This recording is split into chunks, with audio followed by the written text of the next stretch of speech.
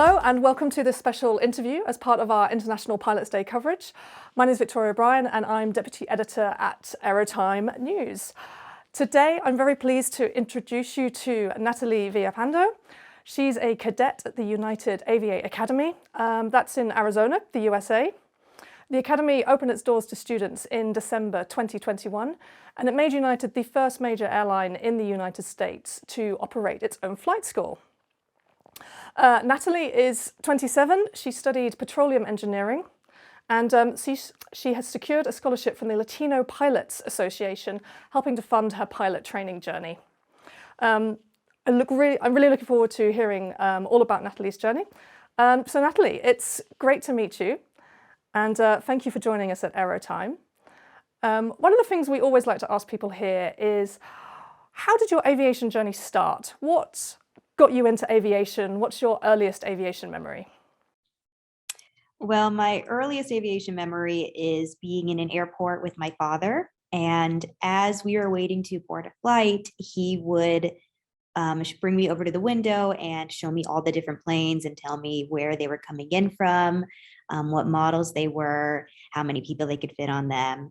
And I remember even as a young girl thinking how amazing it was that flight could bring people from all around the world to one place and then take them wherever they wanted to go. My father is a United employee, formerly a Continental employee. So I've been traveling my whole life and I've loved every second of it. Great. And what was it, you just mentioned your father works for an airline there. What was it that made you want to be a pilot in particular? I mean, there's lots of different aviation jobs out there. Some people have said that maybe being a pilot's not as glamorous as it used to be. It's more like being a bus driver these days. What inspired you to become a pilot? Comparing it to a bus driver, I gotta say we have a pretty amazing view of the world flying, and just the opportunity to learn how to fly was my main motivation for picking a pilot. Specifically to be involved in aviation. Just that skill alone, being able to soar through the sky and go from one place to another in less than a day or only a few hours was really a motivator for me. So how old were you when you decided that you wanted to become a pilot, let's say? And what sort of encouragement did you get from your friends, from your family? Was there anyone who was like, oh no, that's too difficult, you can't do that, or anything like that? I was actually the same age I am now. Was 27. Currently I'm 27 when Aviate first got on my radar, when United first announced it was going to do this program.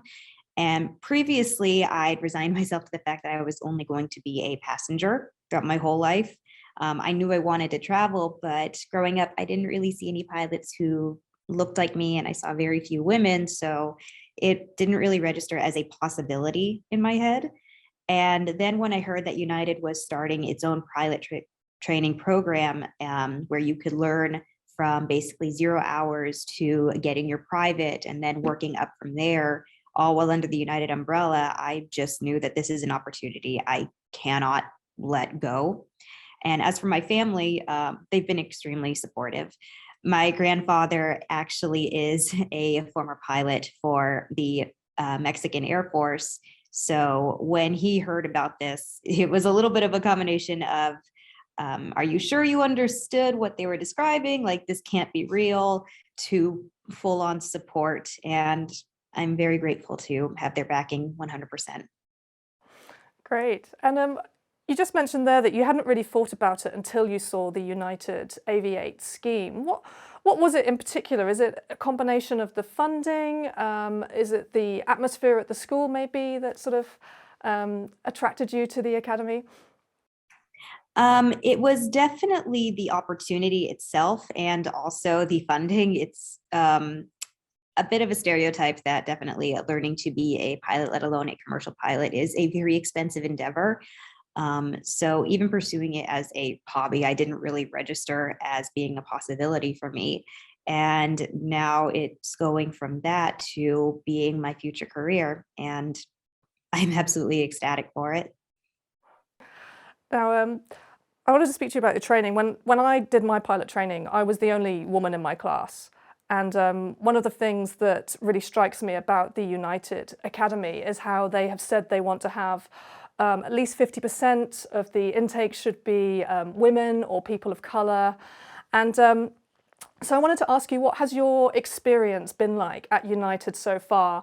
What are your other classmates like, and what has the Academy done that you found particularly inspirational when it comes to encouraging different backgrounds of people to become pilots? As a student so far, we've been pretty even mixed.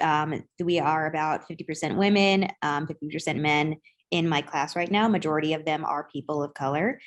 And as far as inclusivity goes, the best thing is that we were all made to feel as equals. Most of us came with 0 training hours, so we could all bond over that of this is a brand new experience that we are all deep diving into. And it was pretty evident early on that we were all going to be there to support each other.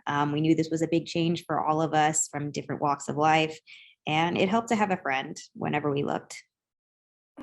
That's great to hear. One of the other things about training as a pilot that I don't think a lot of people realise is just how many checks and assessments and exams you have to go through. So I just wondered if you could just share for us here at AeroTime what sort of exams and assessments you've had to get through so far, and maybe just how has that community at the flight school helped you get through all of those?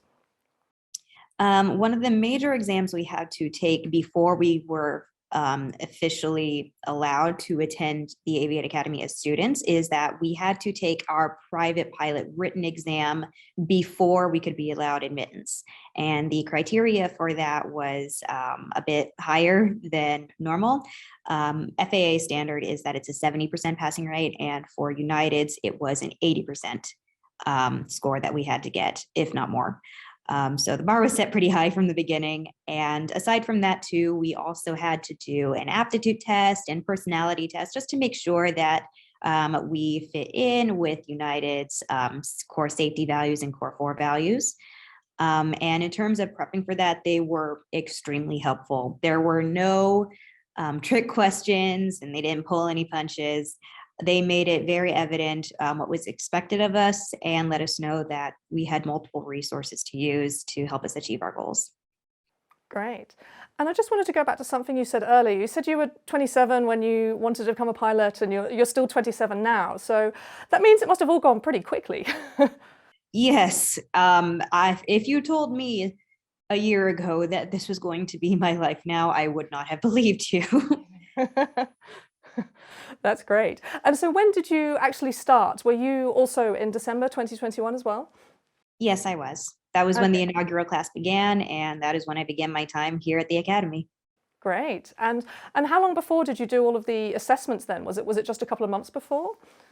It was in total about a year and, sorry, not a year, half a year of preparation to be accepted in the Academy. That's including when I first submitted my application, getting approval, taking the aptitude exams, and also studying and preparing for my private pilot exam. So about 5 to 6 months total. Great. And then you must have had to it must have been so exciting when you got the news that you'd been accepted and that you were going to start this whole new life.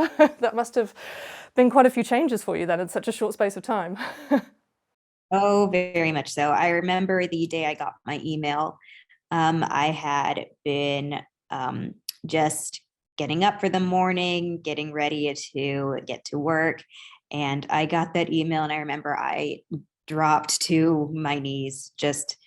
I could not believe that I'd been accepted. Of course, I was overjoyed, and also just the change that I knew was going to come to my life. Great. And so since you started in December, I mean, it's not that long ago, actually. It's only 4 months. What has your training consisted of so far? Has it been a mixture of theory and flying? And what have you enjoyed the most about it?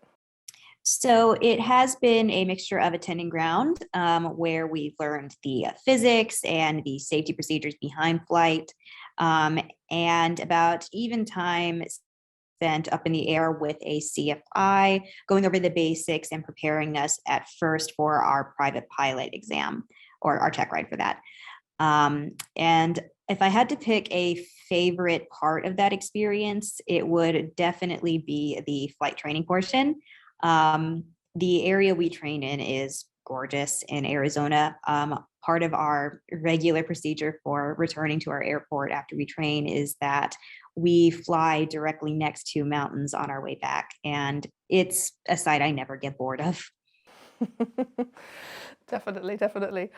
Now, one thing with aviation is it's a cliche, but it's full of ups and downs, and there can be a lot of obstacles to come over on the way.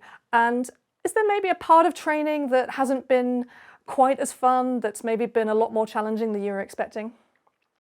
I would say the most challenging aspect in flight training is how would I describe it? The shift in mentality that you have to take. It's not just something you can study or memorize. It is a willingness to get back in the fray and go up again and again, knowing mistakes you might have made, but knowing that you do have to overcome them for not only your safety, but eventually for the safety of every soul on board besides yourself. So it can get a little bit stressful at times with that, but at the end of the day, we get to do something that is unbelievable in every sense of the word. So I think it's worth it. That's great.